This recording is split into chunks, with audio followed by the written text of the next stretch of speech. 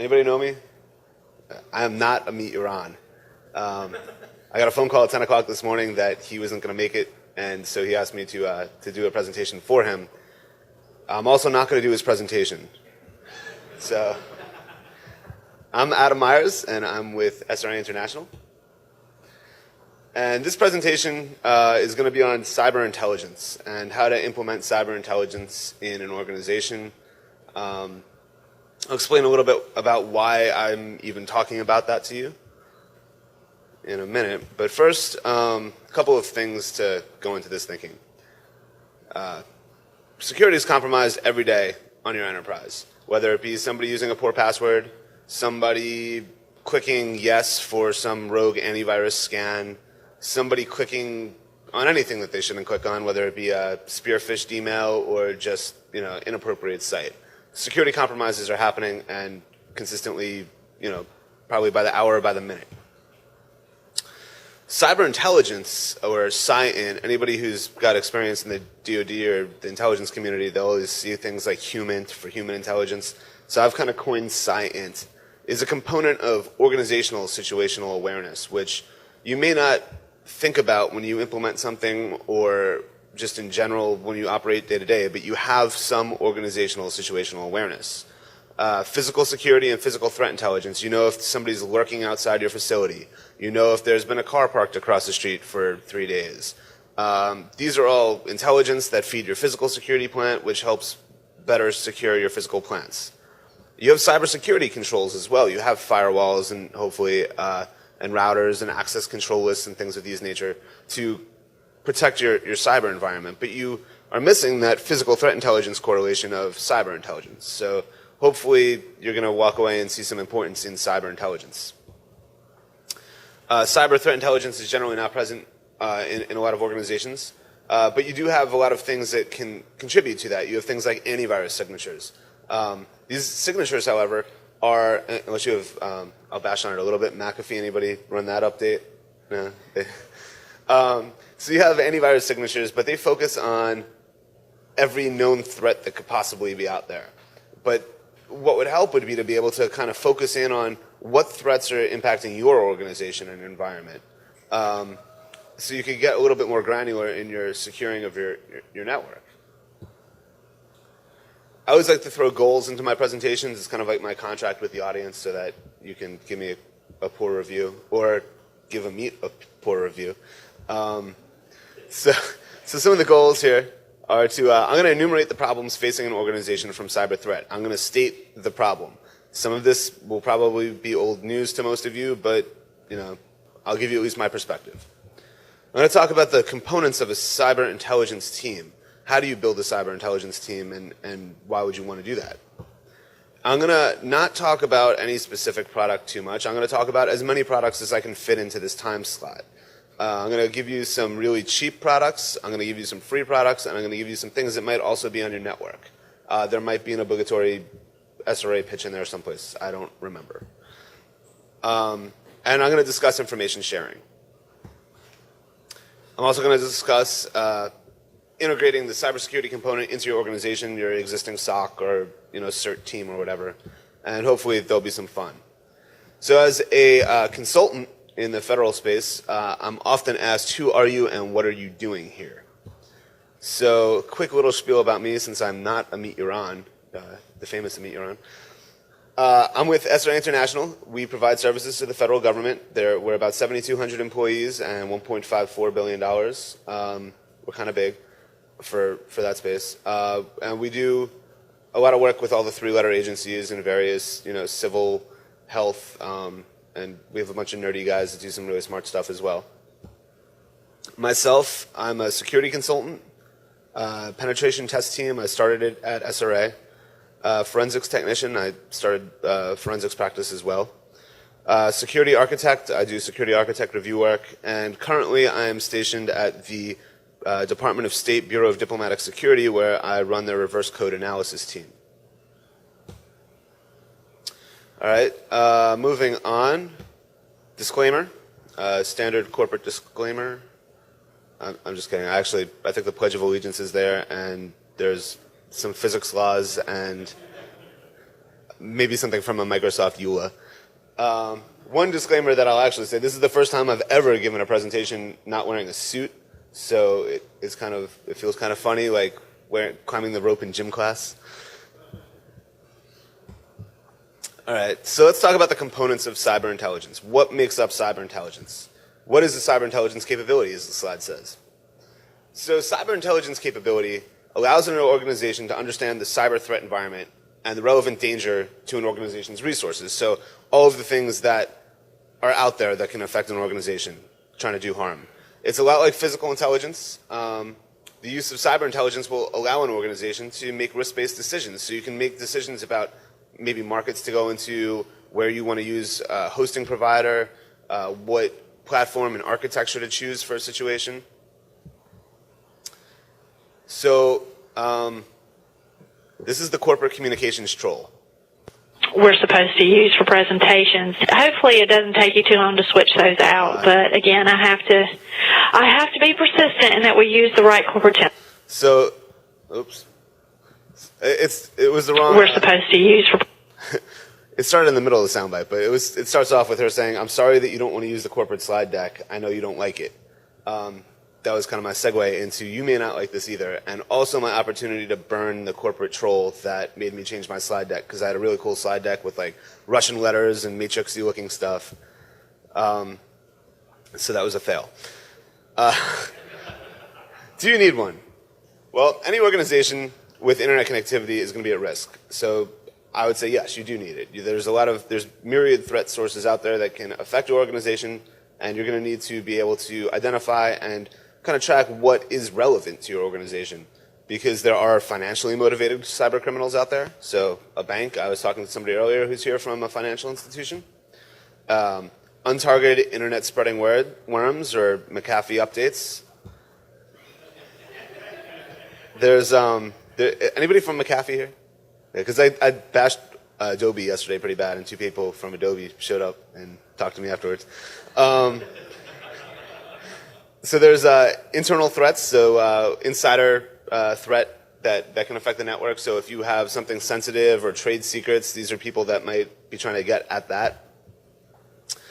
Nation states, if you're at risk of nation state targeting. Cyber hacktivists that might be looking to bash an organization for whatever practices or involvement or things that they might be doing. Business competitors, this is also a threat. It's real. People do target other businesses to get trade secrets or to impact their ability to do business. And lastly, and most importantly, bored teenagers. So I ask again, do you need a cyber intelligence capability? Well, the threat's not going away. And let me introduce you to the threat. This is the face of the threat right here. This is Giancarlo Benitez, who he was trying to steal passwords, and he sent some malware into a certain U.S. government agency and left his name in it. So I always put his slide up. I promised my team I'd put his picture on every presentation I do, because we couldn't arrest him. He was like 18 and in Peru, so nobody wanted to go to Peru on that boondoggle.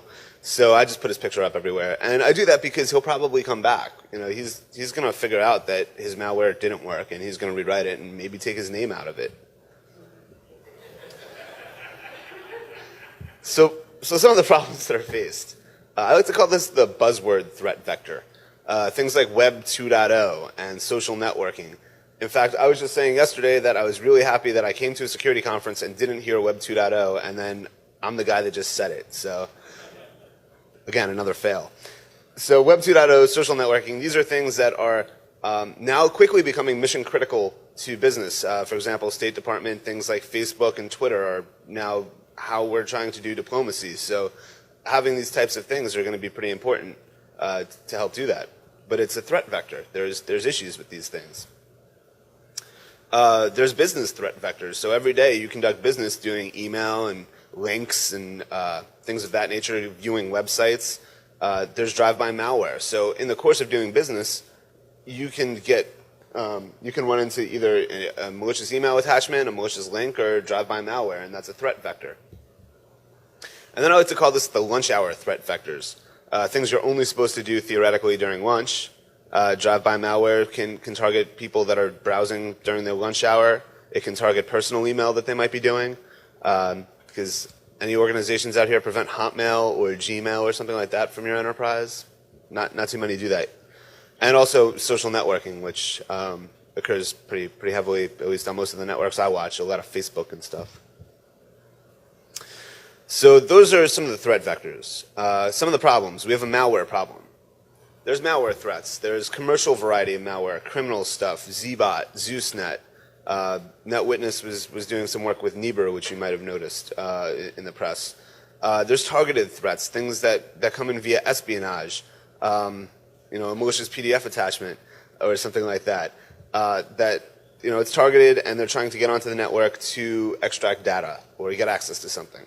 You have insider threat and sabotage. So perhaps you've pissed off a systems administrator. Happened in San Francisco. The guy locked out everybody from their routers in the city of San Francisco. He's going to jail, but that's an insider threat. That's something you have to worry about. And also shirtless heavy metal Peruvian hacker wannabes.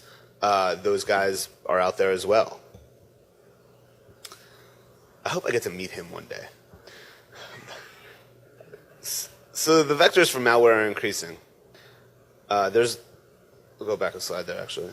Sorry. Sometimes I jump ahead of myself. So the malware vectors are increasing. There's new ways for malware to get in. Malware's, using things like RSS feeds for command and control. It's using AJAX for command and control. I mean, most people aren't effectively managing AJAX from a security standpoint, firewall level protection of AJAX anyway.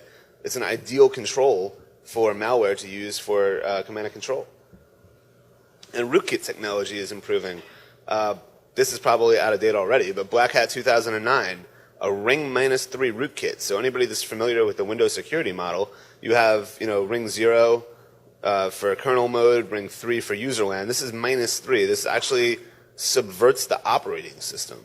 It was hiding in the SMM, or I forgot what it was, but it was hiding someplace on board, below the operating system. There's a virtualization arms race right now occurring between malware and the antivirus community. Malware is trying to, at least in the security research world, get lower and lower below the operating system and hide in chips on the board someplace. Antivirus and defense technologies are trying to catch up with that as well. And antivirus technology, again, anybody from McAfee, or Symantec for that matter, antivirus technology just doesn't cut it anymore. These things are, they're good for finding some generic threats in most cases, but if it's something truly targeted and something truly unique, it's not going to be something that Symantec or McAfee is even going to know about, because it's going to be custom written and be able to avoid antivirus technology for the most part. Another problem that we have is attribution and correlation. So there's divergent threats, and threat actors have mobility. They can move around. They can hide as other threat actors. I mean, if I wanted to target an organization, I could certainly make it look like I was a Zeus actor using some Zeus Trojan and hide behind that. One of the things that we do have in our advantage, though, is that malware authors, like pretty much any good computer person, are pretty lazy, and they don't want to reinvent the wheel. So they do reuse source and reuse code. So I'm going to talk about this a little bit later, but identification of reuse of code can lead to attribution. But there's a lot of work that goes into that. And even then, all right, so you know who did it. That guy hacked into my network.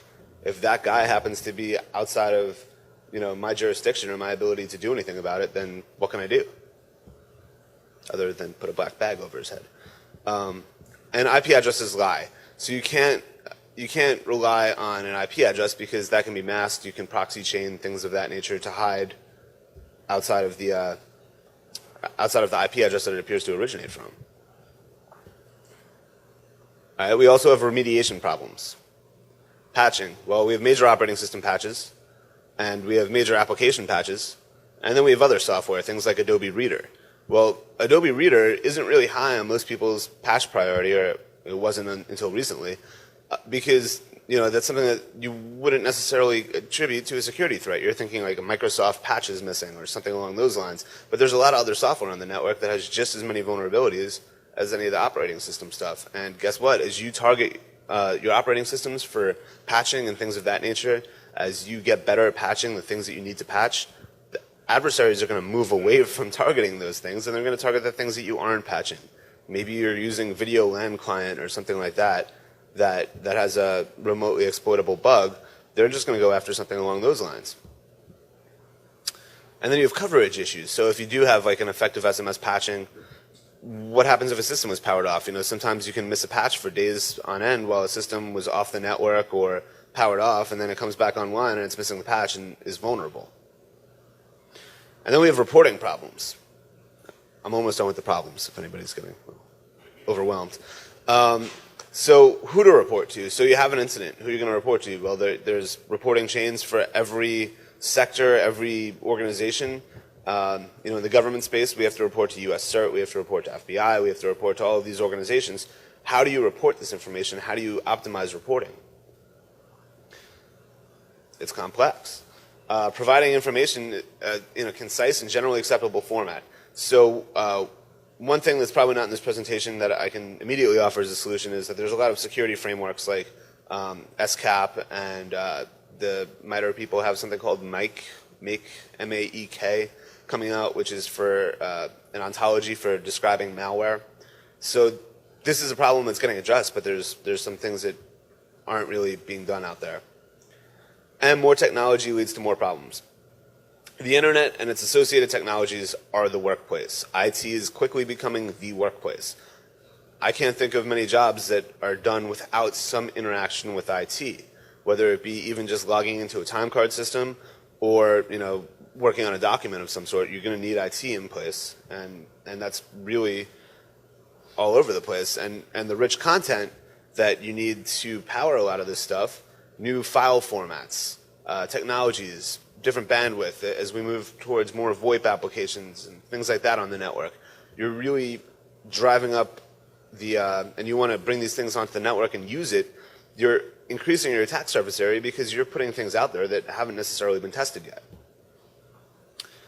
And more content must be pushed out to consumers of your product too. So you're opening up some of your clients potentially. If you're in that kind of pushing out content to clients, you're opening them up to potential vulnerability. And also, I just kind of learned this, that social networking is evidently a critical infrastructure and needs to be utilized pretty heavily. So with things like social networking, there's a lot of JavaScript and cross-site scripting type attacks that can occur. So yet another infection vector. And there are evil people on the internet who will take advantage of all of these factors, including shirtless Peruvians. So those are the problems. Everybody kind of knew about these problems for the most part. I just wanted to put everybody on the same kind of level playing field of discussing these problems. I'm going to talk about this team here. So the way I break this up is there's a technical analysis cell, and they conduct vulnerability analysis, finding vulnerabilities, mitigating vulnerabilities. You hopefully can get some reverse code engineering expertise on there who can reverse engineer the exploits and the malware that are affecting your organization. They can create tactical signatures and monitoring. So like I said about how antivirus has that mile-wide, they can detect anything that might be bad on the network. You also want to have this team working on tactical stuff, so things that are only targeting you and things that are only of interest to you. You can kind of create separate systems to monitor just for these small, little discrete things that you're looking for. And any technical special operations, anything that needs to occur.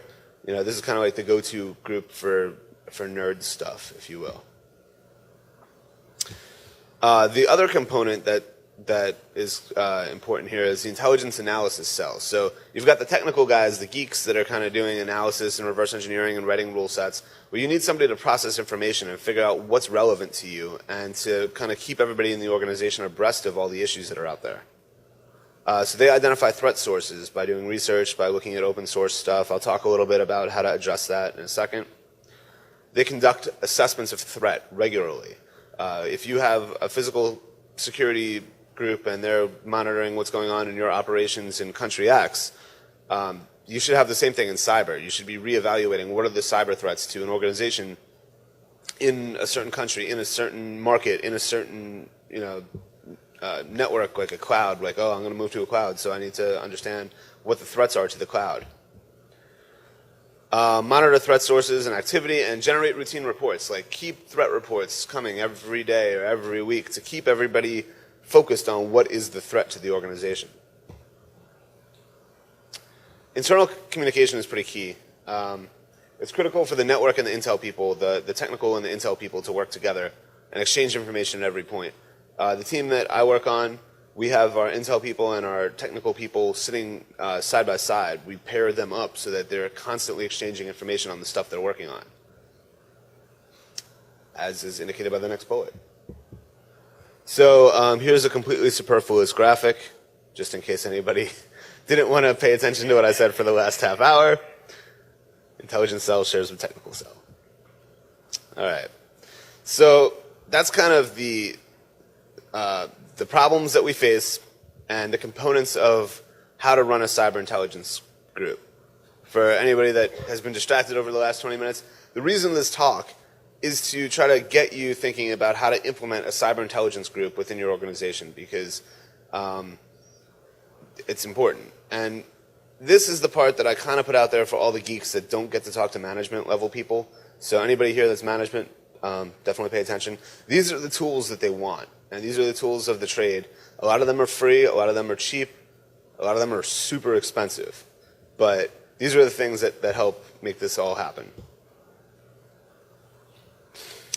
So as I said, there's a variety of free and low-cost tools to help do this. Some tools can be dual use. They can be used by both the cyber intelligence and the cyber technical people. So the first thing that's going to be pretty crucial is having anonymous connectivity. You don't want to have your team running off of your corporate network because, A, if they're looking at malware or something, they can easily poke themselves in the eye. And the bad guys are monitoring. They know that who's doing threat research, who's doing cyber intelligence research, and they're watching for it. There's a number of different free anonymous stuff out there. Tor, onion routing, I don't recommend that. There's a lot of evidence that that's certainly not anonymous. There's certainly freely available anonymous proxies that you can find. Open proxies that happen to be on the internet that you can utilize. And then there's some that are not free. Certainly a separate internet connection or cable or DSL, something. It doesn't have to be super fast, but just having some other connection to use is definitely helpful. And then you can get a commercial proxy like Anonymizer, which has kind of a pool of IP addresses that they constantly rotate and lets you anonymize your connectivity that way through a VPN. And here's a little just example. It actually looks better on this screen than on my screen. You can see here that this is, this is a bad guy script where they were looking, have a sneeze coming. A bad guy script where they were looking for user agents for Macintosh, Fedora, Arbor Network, Fishtank, or Microsoft. So they were looking to see who was actually looking at their bad page, and they were trying to just cut that off right away so that if you went to look at this malware command and control site, you wouldn't even get to it. So this is a real example. This happens all the time. So this is kind of the basis for why you needed this anonymous connectivity. So data storage. Obviously, you don't want to store malware on your corporate, file server. That's a bad idea. So having a separate intelligence network is certainly advisable. The storage is going to be there for malware, for creating databases, customized trending, and things of that nature. You want to trend what's going on the network and what threats are out there, and for storing reports and stuff. So data storage, luckily that's pretty cheap. Charting. So anybody familiar with I2 Analyst Notebook? Okay, just one. You like this part.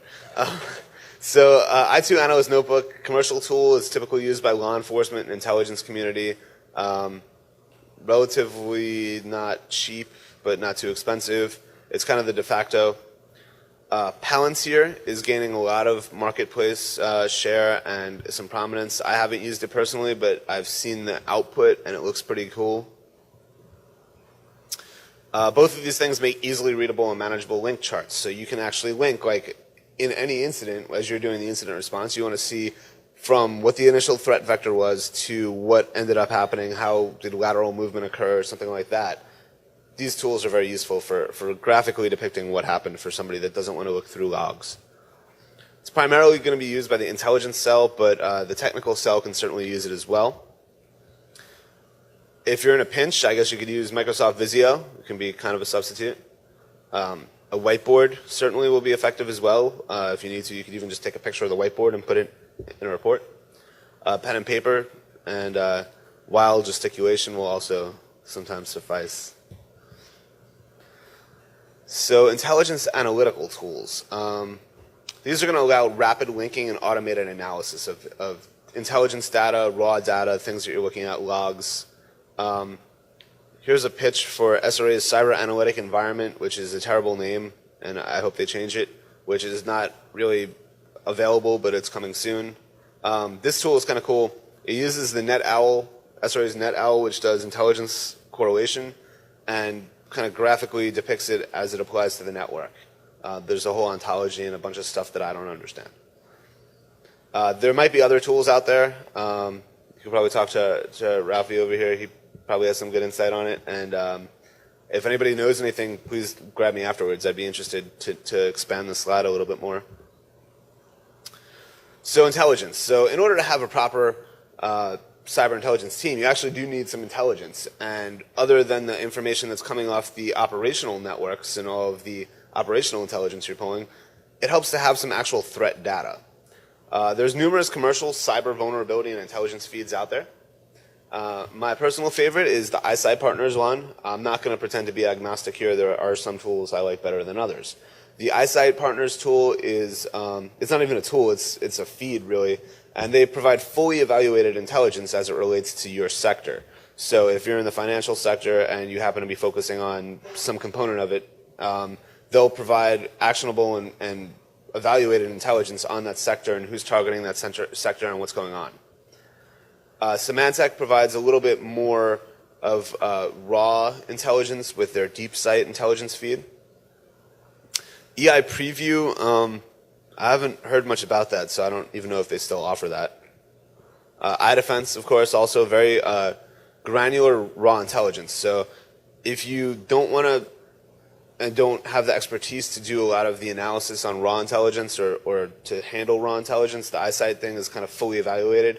The iDefense one is more like malware. This is a piece of malware. This is a piece of malware. Just like all the information about a specific threat, but it's all technical and you have to parse it apart and figure out how it's relevant to you. So you might ask, why would I purchase a cyber intelligence feed if you're telling me how to provide a cyber intelligence capability? Well, it's certainly, there's hundreds of alerts a day. And what does that have to do with your organization? You need to figure out some way to correlate threats to your organization, threats to your sector, and all of the other chafe that's out there. So these are kind of ways to tailor what intelligence you're looking at. There's a lot of free stuff too. So you don't need to purchase these intelligence feeds if it's not within your budget. There's a lot of things out there. There's Full Disclosure, which is a publicly available mailing list. There's security-focused mailing lists out there still. Daily Dave, where a lot of security researchers do talking. And there's a lot of other lists out there. There's some secret squirrely mailing lists that you can get on if you know somebody who knows somebody. And the cyber intelligence team will incorporate all of this information into their analysis. So as they're looking at what threat is affecting their particular sector or region, then they can correlate, oh, hey, there was a researcher on Daily Dave talking about some new threat related to this, and there was some exploits released on Full Disclosure that pertain to that, so XYZ equals some threat. There's a lot of open source intelligence gathering tools too, so you can gather intelligence about your organization or about another organization or a bad guy. MetaGoofil is a free tool that can crawl a website and pull out useful information. typically in the intelligence world, you'll hear things like nouns, verbs, and adjectives as being things of importance. So MetaGoofil can crawl a site, crawl a domain, and pull out all of the nouns, verbs, and adjectives that might be useful. Maltigo and Paterva, also open source intelligence gathering tools. There's a commercial version and a free version, and that allows some data mining of that type of stuff, and then link it together in a sort of a link chart. So kind of traditional intelligence type space there. And then there's SRA's NetOwl and OneView Analyst, which do kind of heavy duty intelligence correlation. I mentioned these things. I don't know if they're actually productized, so don't call anybody, I guess. Technical tools. So here's kind of a little secret for anybody that's in management. If you buy the team toys, you don't have to pay them as much. Just don't tell my employer that. So an iPad will certainly suffice above a raise in many situations. So the technical analysis cell will require a bunch of toys to actually function, though. And it will keep them happy and working hard. Ultimately, though, the justification for these toys is that it will reduce the time spent per incident and for each case for analysis. In one example, at my current project, we were able to reduce the analytic time by 4 or 5 hours per case by implementing a technical solution that I'll talk about in a minute called CW Sandbox. So we were able to completely cut down on the analytic time, which allowed us to handle more incidents and to handle those incidents a little bit deeper and a little bit more intelligently. So the following tools are not a complete list. There's plenty of other tools out there, but they've been extremely helpful in some of the shops that I've worked in. So sandboxing. So Sandbox allows the execution of malicious software in a safe environment to understand what it does. Having an internal sandbox or access to a sandbox can reduce the analytic time pretty significantly. And if you have an internal sandbox, it'll let you kind of start building one of those trending databases about what malware affects your organization. First, there's some freely available. Sunbelt Software has a CW Sandbox. That's probably my favorite sandbox product that I've worked with. Anubis is another similar type of sandbox. Norman, which is not really a sandbox, it's kind of a debugger that virtualizes the operating system's API calls. And then VirusTotal, which is completely not a sandbox. It's just a list of they take every known antivirus signature, and if you upload a piece of malware or a hash to a piece of malware, they'll let you know what the threats are, what threats they identify there. Very useful website. But I will say, on a side note, operationally, if somebody's written custom malware against your organization, and there is only against your organization, and they're looking to see, did you find this malware? If you upload it to VirusTotal, the bad guys also check VirusTotal, so they'll see that you found it and uploaded it. So I always recommend, if you're going to use VirusTotal, which is a very useful website, to only do it with MD5 hashes of the file that you're interested in to see if it's a known threat. And then there's commercial versions of the above. Certainly worth having as well, and not terribly expensive. I know that the Sunbelt Sandbox was, I think, like roughly $60,000. So not, in the security space, not too expensive. It's a packet analysis. So this helps you reconstruct incidents. And I've told a couple of people this, that you can't do this kind of work. You can't really analyze an incident without being able to look backwards and see what happens. So in a recent incident that I was working, I was able to reverse the malware, find what the obfuscation was in the command and control channel, and then take all of the packet capture data from that incident and decrypt it to see what the bad guys did, see how they entered the system, where they moved laterally, and stuff like that. So this is a plug for my buddy Amit, who couldn't be here today. NetWitness, a really cool tool for doing analysis. The NetWitness product is a little bit different than the other ones because it does do a lot more analysis and lets you kind of find things that you don't know you're looking for. So it breaks the network traffic up into those nouns, verbs, and adjectives that I talked about earlier. There is a free version. NetDetector, which is a Nixon product, also coupled with NetVCR, does packet capture and can be used for pulling the raw PCAPs from an incident. Not so much heavy on the analysis. It does have an onboard snort engine that lets you kind of write rules for it, but certainly also interesting product. And Wireshark, which is also freely available. So I think when I put this slide together, NetWitness didn't have an open source product, so they actually do have a community version that you can download. Wireshark also kind of the de facto packet analysis tool. And if you're really not running a lot of bandwidth, you could probably just run TCP dump, I guess, on a system. All right, so disassembler. This is going to be pretty critical for the technical team. All executable code written by humans must be compiled in order to execute, unless you're some sort of superhuman. Compiled code is difficult to look at. It's hex, so you're just going to see, FF, 3R, or not 3R, 3A, CC. So a disassembler allows technical analysis to break apart the compiled code to understand what it does and to look for vulnerabilities perhaps in the malware or in the code or some hidden intent if there's something that's Trojaned with a backdoor or something like that. You can look through it. The de facto tool for this is IDA Pro from Hexrays. It's available for about $500 per license. There's also a free version, which is 4.9, which can be downloaded from Hexrays. And there's also a demo version for like a limited amount of time or something like that. The one thing about that is it's tremendously difficult to use because it's so powerful. So certainly, definitely need to at least get some training or a book on how to use that tool because it's certainly very difficult. You could also write your own, I guess, but that's probably, you won't be sitting in here if you're writing your own disassembler. So development tools. So not necessary for the cyber stuff, but certainly helpful. A good bargain for this is the MSDN subscription. So it's like, I think $3,000 for an MSDN subscription, and that gets you access to every Microsoft operating system and product for the most part.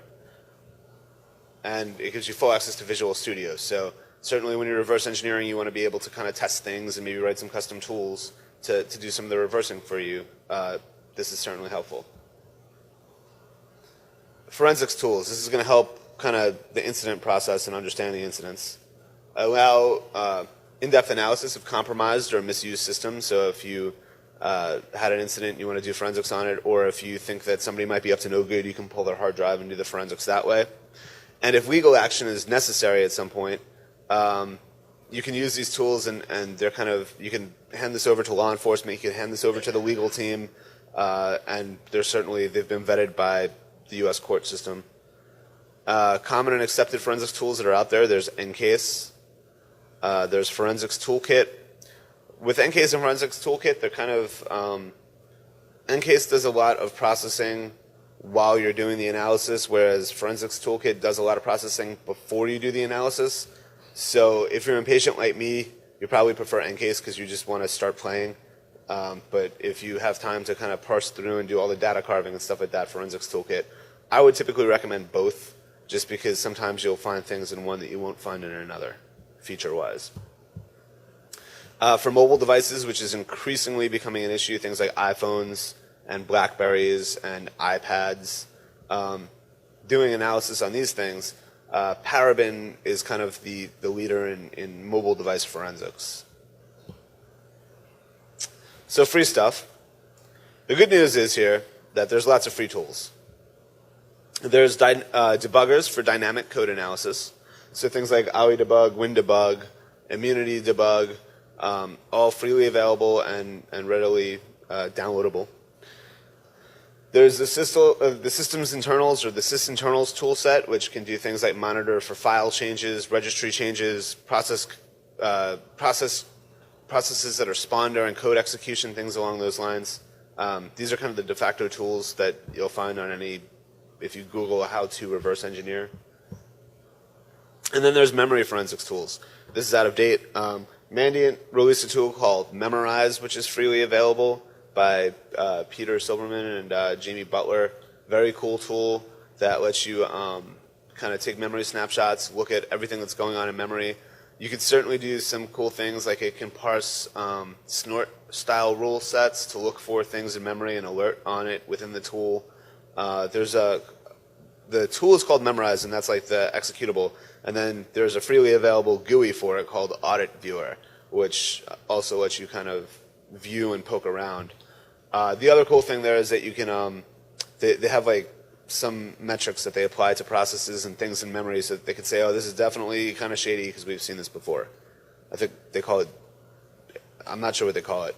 The other one is HB Gary has something called HB Gary Responder, and they have a tool called Flypaper that's pretty useful as well that I think you could download for free. Flypaper lets you take kind of stop a VM and take a memory snapshot so that you can analyze it. And there's so many tools out there that I find new ones all the time. One that's not in here that's really cool is McAfee's File Insight, which is a freely available tool that lets you kind of look at something from a hex view. For Adobe, it's certainly useful. You can look at an Adobe document, highlight a FLATE encoded stream, and then just decode it with one click. All right, so let's wrap this up. So the conclusion here. Implementing a cyber intelligence capability, not very difficult to do. You could certainly do it if you want to. One of the things you could do is you could pull talent from other areas. So you probably already have a lot of people that can staff a cyber intelligence team in your organization. You can go out and find them. You might very well be the people that are looking to start a cyber intelligence team and are the technical talent. So this is the type of thing that you can say, hey, I can do this on top of my other job responsibilities. I can also do this. More people, you might need to hire some more, invest in some talent to solve some of these problems. And the other thing is, don't expect immediate results. If you stand up a cyber intelligence team, they're not going to be like hitting the ground running. They're going to have to build up. They're going to have to understand what the risk is, what the threats are. It can take several months for them to actually produce something that is actionable. But certainly when they start doing that, it's pretty impressive to see. As far as case coordination, communication is key, making sure that the people on the team are communicating, but also communicating with management, and then communicating all of these things up the chain, because at the top of the food chain, if the C-level people don't know what the threats are, don't know what's going on, they're going to have a hard time doing anything about it. So the technical methodology here. So the tech team is going to monitor monitor the intelligence feeds that are coming in, or the intelligence that's being produced by the intelligence cell for the threat. Then they're going to go out, they're going to identify an incident. They're going to actually, rather than like the CERT team or the SOC team, which is like waiting for bad stuff to be reported to them, this team is going to go out and start hunting for bad stuff that's going on. Packet analysis. They're going to analyze all of the packets from that incident. They're going to try and understand, was this some sort of malicious iframe redirect? Was this something that, was there command and control from a malware that we can analyze? They'll do disk analysis. So once they've identified that a system's been compromised or something shady is going on, they'll pull the hard drive and do the analysis of that disk.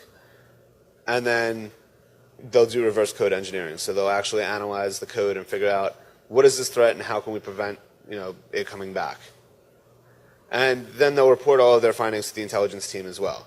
Now the intelligence team's methodology is going to be to monitor threat sources, monitor intelligence feeds, monitor whatever it is that you have reporting in. They're going to identify new threat sources by staying on top of emerging threats and topics, monitoring mailing lists and things of that nature. And they're going to conduct regular reporting. So they're going to keep everybody in the organization aware of threats. And obviously it doesn't need to get very technical, but certainly things like hey, there's been a spear phishing or a phishing campaign by Zeus actors, and they're saying they're from the IRS and that your tax return is done. Putting information like that into the hands of the users not only will protect them at work, in the network, and in the environment, but also at home. So people do take work home and work on it at home. So this is something that's also becoming an area to pay attention to, is what are people taking home, how are they remotely accessing the network, and what files do they have at home? So in conclusion, cyber intelligence is becoming a major differentiator between successful organizations and how they're doing business. As different organizations stand up cyber intelligence capabilities, they're becoming a lot more situationally aware of what's going on around them on the internet and how it's actually targeting them and how it affects them. Insider threats, targeted cyber threats are expanding. They're not going away anytime soon. Ask Google. Ask anybody that's recently been popped. I think that there's a talk today on, or was it yesterday, on involuntarily being a test case for data loss prevention. Reliance on information technology is increasing, and the impact of cyber incidents is increasing. The more people use this technology, the more comfortable they are with it, the more they trust it, and the less they're kind of, well, something weird was going on. So you certainly need to keep that in mind when building one of these teams out and implementing it. And the rapid expansion of technology is definitely increasing the attack surface area. A couple of years ago, you were only worried about firewalls and threats from outside of the network. You weren't worried about malicious emails as much, other than the occasional I love you virus or Melissa virus. As people start taking devices, mobile devices and iPads and things like that off the network, I mean, you're losing that boundary. You no longer have that control that anything from this point back is my concern, anything from this point forward is the internet. People are moving your enterprise boundary all over the world. So building a cyber intelligence team can limit the threat impact and effectiveness with limited cost. You can put minimal investment into this and certainly show some impact. So I guess the last thing here is, if you want to try this at home,